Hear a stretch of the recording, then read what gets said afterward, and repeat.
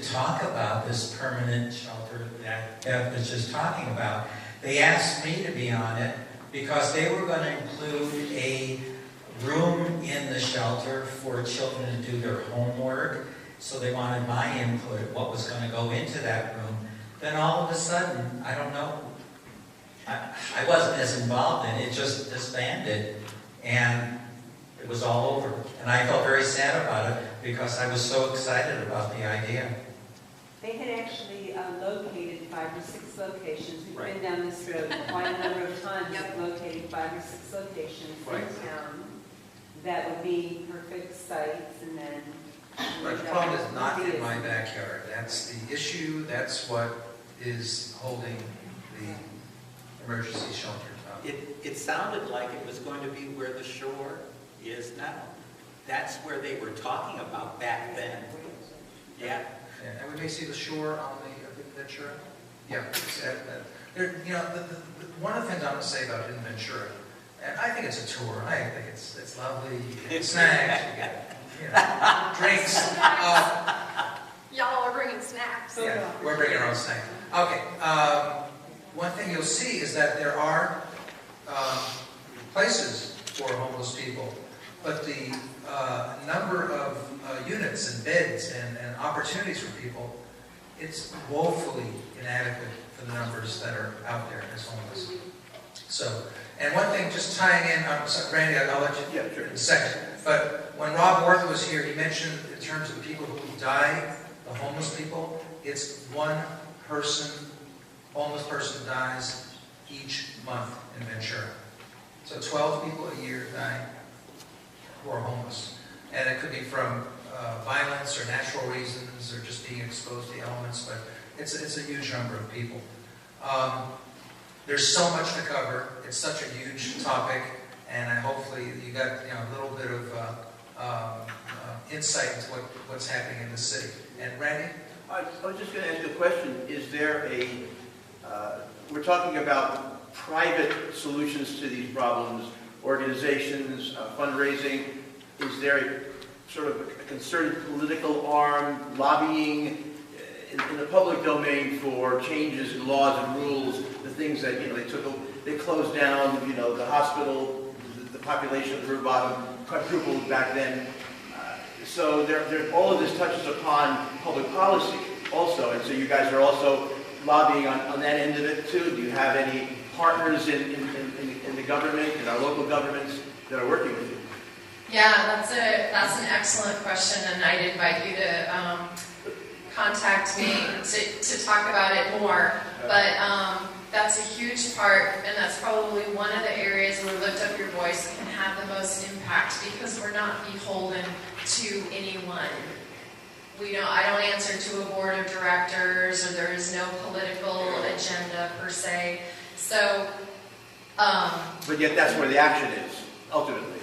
A lot of it, yes. But, so, for example, we Lift Up Your Voice.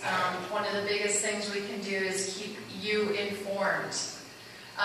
There is a clipboard going around. I encourage you to put your name on there so you can be part of our e-blast. I'm not crazy with my e-blast. You might get, one a month.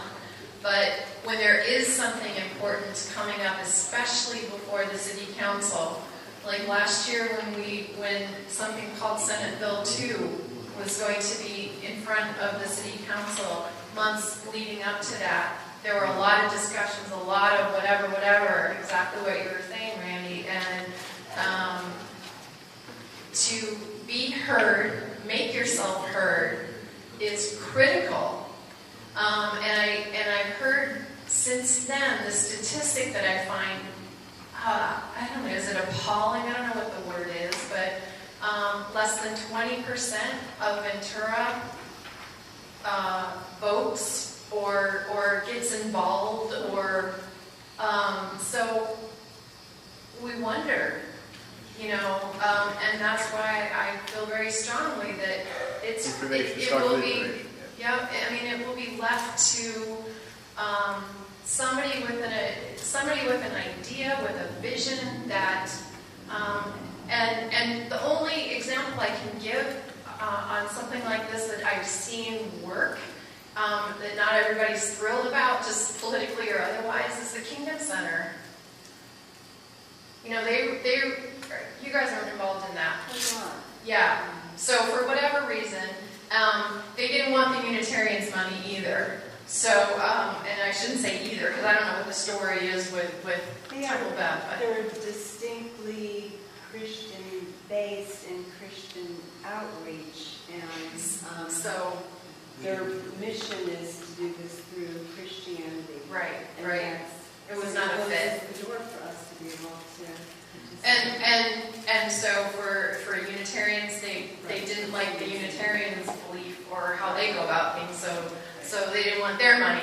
I'm not a Unitarian, but I work for them, so I can share that story. But the point of it is, all of that aside, is one person had a vision to convert this drug run-down, prostitution-laden part of Ventura into a place that could serve as an emergency shelter, transitional, short-term, whatever it is, but it got X number of people off the street and housed and stable. So that's, in a sense, what it's going to take. Meaning, you wouldn't say, would she? Sam, yeah. Mary? Since the city and the city that we're talking about, homeless shelter on 1998. Forever. Has anybody ever been able to identify if there is one core problem that seems to be insurmountable in getting the conversation past this one thing, the rock in the road? Well, location. It's location. That's the problem. Well, and you have to say. Is that a zoning law?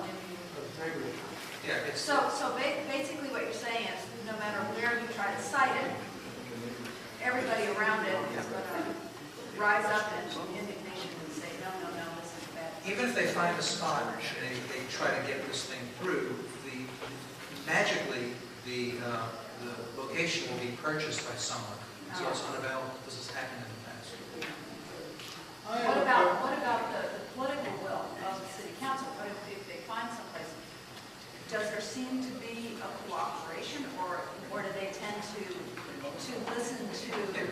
Well, city council has a 10-year plan to end homelessness, and this is part of that plan. But beyond that, I don't know why they can get past this. I have a question that may be completely off the subject, but it's related to homelessness.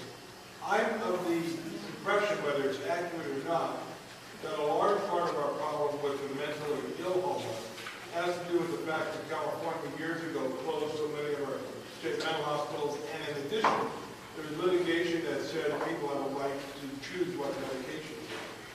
So people who are schizophrenic on medication are okay, they come off the meds and they're not. How do we address that issue? Because many of our people who used to be in state mental hospitals are in county jails and prisons, and much higher cost per capita. How do we get a hold of that issue? Great point. You see 50% of the homeless people self-identified as being mentally ill or being identified as mentally ill. It's a major part of homelessness is mental illness. And how do you address that? Well, when Reagan closed down the mental hospitals and they were going to open up community centers to serve these people, and that never happened. Well, the people went to the streets or to the jails.